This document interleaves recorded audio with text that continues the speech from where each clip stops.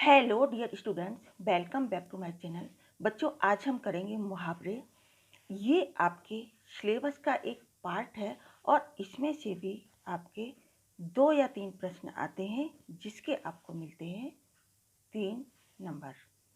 ठीक है, 2 या 3 नंबर मिलते हैं। एक प्रश्न का 1 नंबर आपको मिलता है। ठीक है बच्चों, यूँ तो हम अपने दैनिक जीवन में न जाने कितने मुहावरों का प्रयोग करते हैं बातों बातों में। कभी अपने फ्रेंड्स के साथ, कभी अपने भाई बहनों के साथ, कभी अपने माता पिता के साथ। जैसे पेट में चूहे दौड़ना, आग में घी डालना, आग बबूला होना, 9 2 11 होना। पता नहीं हम अपने बातों में इन्हें कब बोल जाते हैं, हमें खुद भी नहीं पता रहता। ठीक है, लेकिन आज क्योंकि ये आपके कोर्स में सम्मिलित है, इसलिए हमें थोड़ा सीरियस होकर इन्हें पढ़ना है, क्योंकि हमसे कभी कोई गलती ना हो और हमें पूरे पूरे नंबर मिल जाएं। ठीक है, तो सबसे पहले हम जानेंगे इसका अर्थ। जब कोई शब्द, समूह या वाक्यांश सामान्य अर्थ न देकर विशेष अर्थ देने लगता है तो वह मुहावरा कहलाता है। ठीक है, मुहावरे में शाब्दिक अर्थ महत्वपूर्ण नहीं होता है, बल्कि उसका एक दूसरा अर्थ निकल कर आता है, वो महत्वपूर्ण होता है। जैसे घी के दिए जलाना। ठीक है, इसका अर्थ हुआ खुशियां मनाना, लेकिन जब हम इसका वाक्य प्रयोग करेंगे तो हम इसके अर्थ का प्रयोग नहीं करेंगे, बल्कि हम मुहावरे का प्रयोग करेंगे।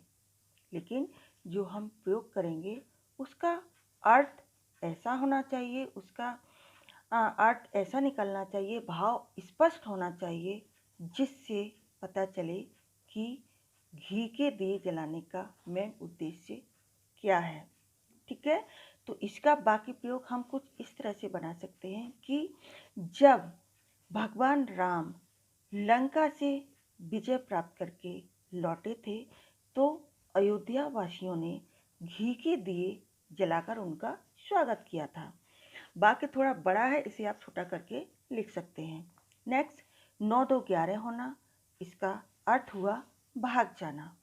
ठीक है, तो 9 + 2 आप सभी को पता है कि 11 होते हैं, लेकिन क्योंकि यहाँ पर ये मुहावरा है तो इसका अर्थ हुआ भाग जाना।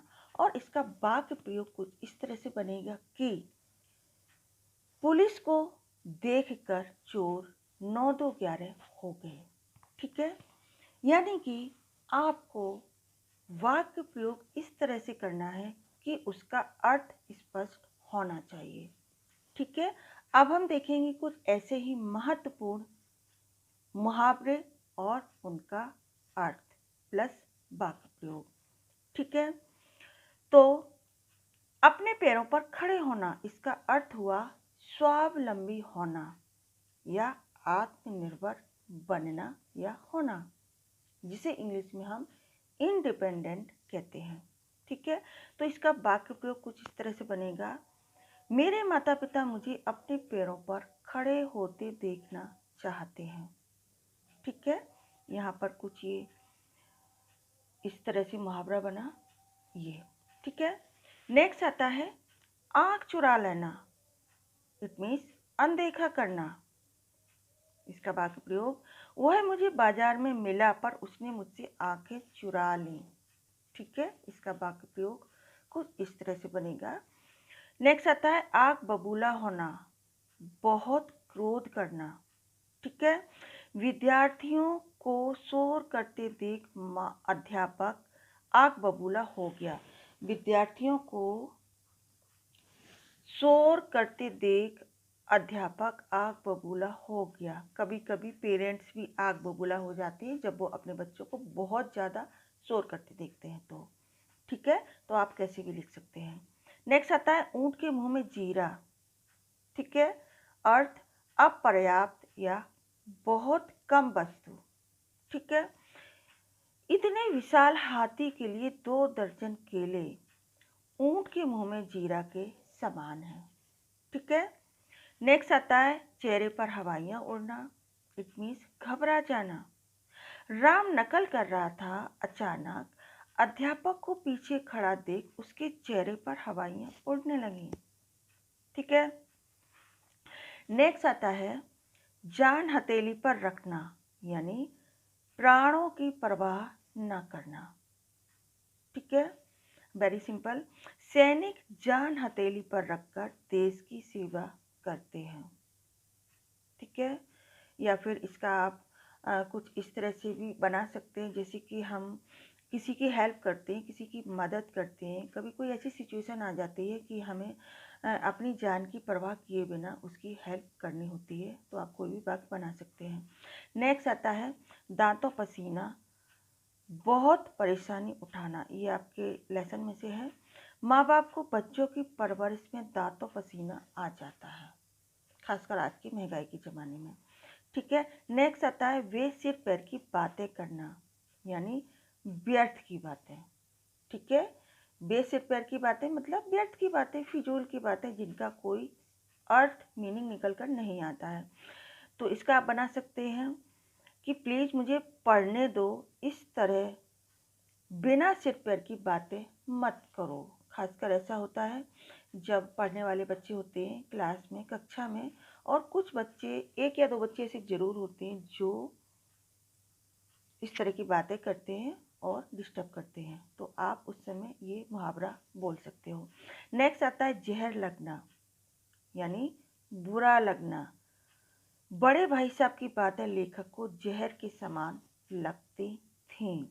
ये मुहावरा भी आपके लेसन में से है। तो आप देख सकते हैं कि इसमें 2 या 3 मुहावरे ऐसे हैं जो आपके चैप्टर के बीच में से दिए गए हैं, जो हमने सिलेक्ट किए हैं, और अक्सर यही मुहावरे आते हैं जो आपके लेसन में दिए होते हैं। ख़ास तौर पर देखा है मैंने, क्योंकि देखा ये जाता है कि आपने लेसन को कितना ज़्यादा गहराई में जाकर पढ़ा है, समझा है, और लेसन के बीच में से ही क्वेश्चन बनते हैं, ये आप सभी को पता है, क्योंकि आप बोर्ड का एग्ज़ाम देने जा रहे हो। कोई ये हंसी खेल नहीं है। ठीक है, तो आपको अब सीरियस होके पढ़ना है। ठीक है, नेक्स्ट वीडियो में हम करेंगे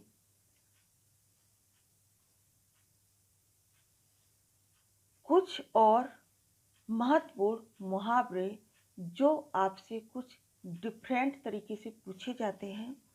जैसे कि कभी कभी आपको मुहावरा दे दिया जाता है और उसका अर्थ आपसे पूछा जाता है, और कभी कभी आपको वाक्य दे दिया जाता है और वहाँ पर उचित मुहावरा लिखने के लिए कहा जाता है।